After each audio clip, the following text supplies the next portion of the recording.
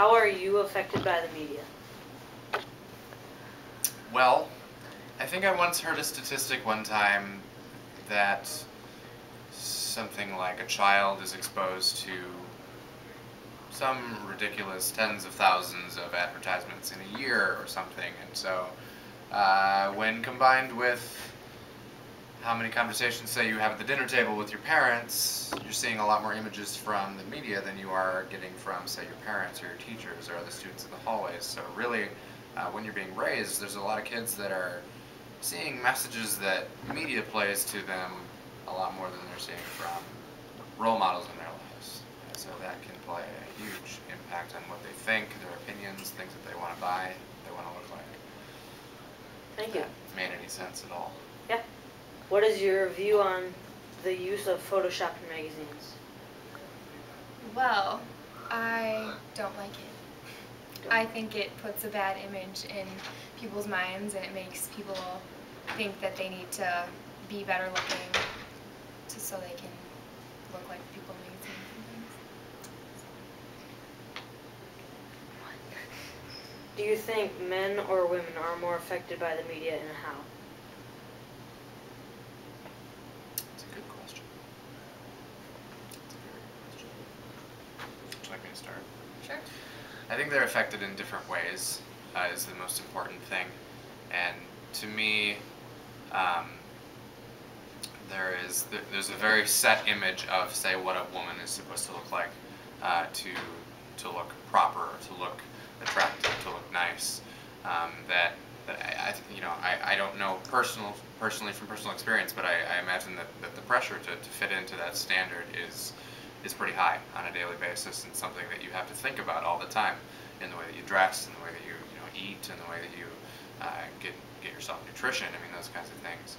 And I think with men, it's certainly a different aesthetic that you're exposed to on a daily basis, and I think that similarly men are encouraged to fit into a certain standard of a way to look, a way to dress, a way to eat, that kind of thing. But also that I think men are, in a lot of ways, taught very specifically not to dress in certain ways. There are ways that women are supposed to dress and men are supposed to dress, and there's not a lot of crossing those lines. And when you do cross the line, it tends to be, I think, a bigger deal than it should be. So. Hattie, do you have anything to add? I think Stefan covered that really well. Alright. Who is targeted by the media that uses superficial images, and which form of media is this? Well, I think that magazines like 17 are really not very good ways of providing information for young girls. Yeah. So I guess that's good. Stefan, do you have anything to add? I forgot the question. Sorry. The question is, who is targeted by the media that uses superficial images, and which forms of media is this? Who is targeted? Mm-hmm. I think all groups of people are targeted. Men, women, older, younger, athletes, any group of people you can name. And I think that it's magazines, it's TV, it's newspapers, it's talk shows, it's anything that you see that's produced by someone else. Alright, thank you. Should there be a notification when an image is retouched, and why? I guess for the obvious reasons, so people kind of know what's real and what's fake. I think retouching images kind of puts a bad image.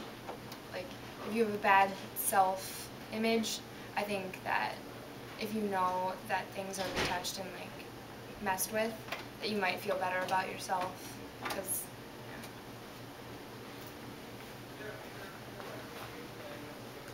Alright, thank you. At what age do these non-realistic images begin to affect people? I think from the moment you're able to process visual images, I think it starts affecting you.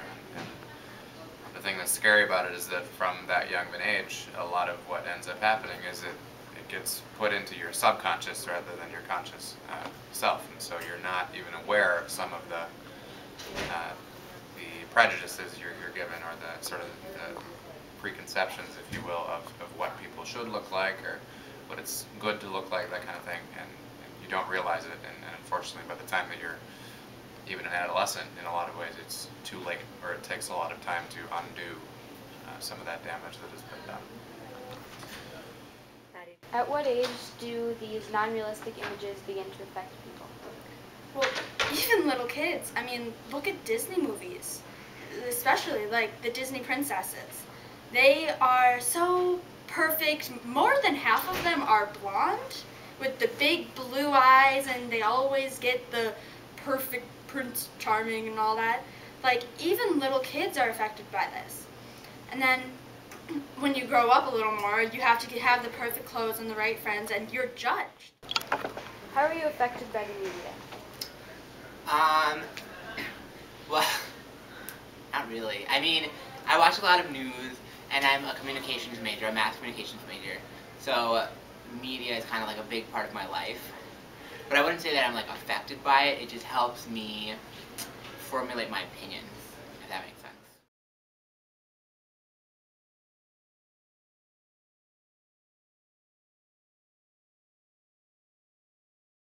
If you're a young kid and you're going to the grocery store and you walk by the magazine aisle, you are going to see things like this that are kind of sexist if you think about it. And after a while, you see those every day, and sometimes you don't even realize you're seeing it. So eventually, yeah, we think it does become subconscious.